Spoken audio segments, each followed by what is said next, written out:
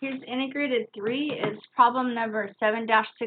It says for each function, determine the x and y intercepts and the locator point h comma k. If you have not already done so, write the equations in graphing form. So I'm going to do letter B. The first thing I want to do is get y on one side of the equal sign by itself. So I just subtracted all the other terms to get them away from the y. And then I end up with this. And then I'm going to go ahead and rewrite that. So I have an x and a negative 2x squared.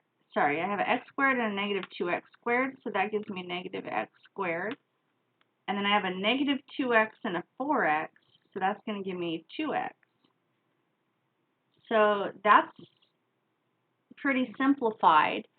I think I would like to just factor it real quick. I can see that I can take an x out.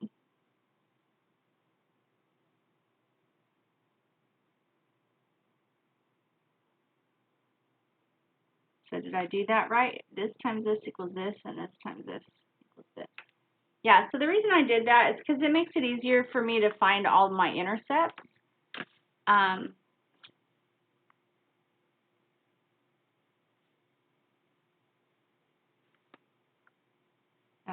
What do we say? Locator.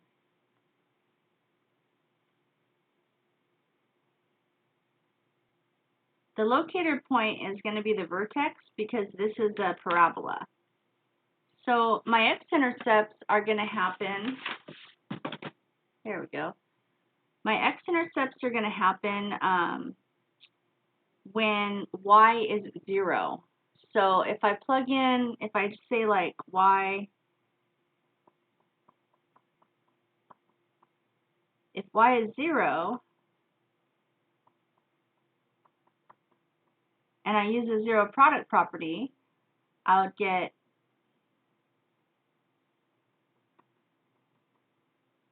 so I get x equals 0,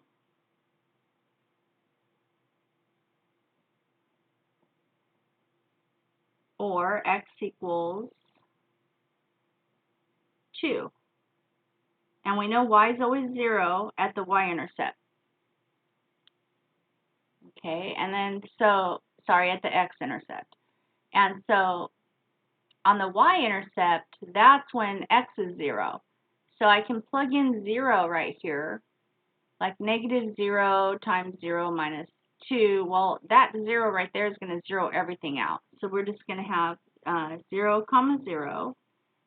And then we're going to have a locator point is going to be our vertex. So I think I'll just draw a real quick little sketch. I know that I have these two intercepts already, so I can just look and see what it looks like here.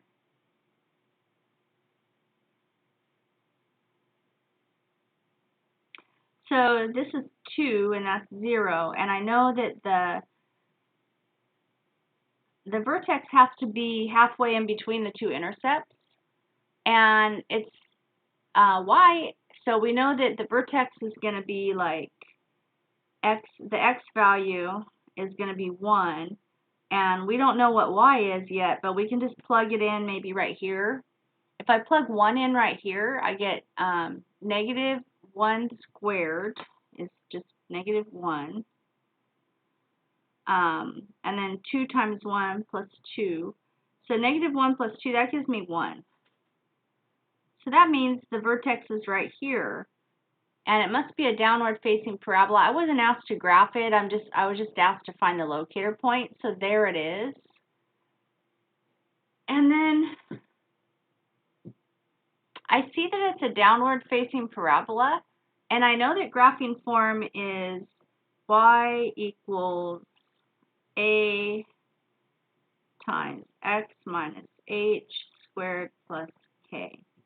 I know that. And did it tell me I had to complete the square? I can if I want to, but it doesn't say that I have to complete the square. So really, I could just look at a and h and k. I already know what h and k are. What's h? It's this is h right here, and this is k, because those are my locator points. So h is 1, and k is 1. And a, I think, is going to probably be negative 1, because I can see it's a downward facing parabola. If I wasn't sure about a, I can just plug a number in and find it. I could just go, I mean, I think it's negative 1, but let's go y equals a times. Let's pick something that's on our parabola. Like, isn't 0, 0 a point that's on my parabola? Let's use 0, 0. So 0, 0, if this is x and this is y is 0. I put a 0 in where y goes.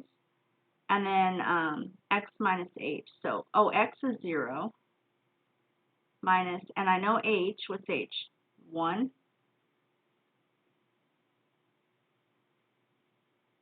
plus k, but we know k is 1. So let's see, 0 equals a times, negative 1 squared is just 1 plus 1. So then that's just 1 times a. That's just a. And then I can subtract 1 on both sides.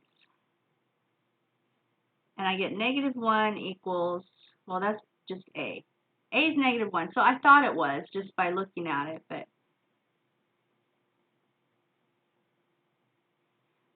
I actually did this problem by completing the square, and it was a little bit of a hassle. And so I think this way is a little bit easier.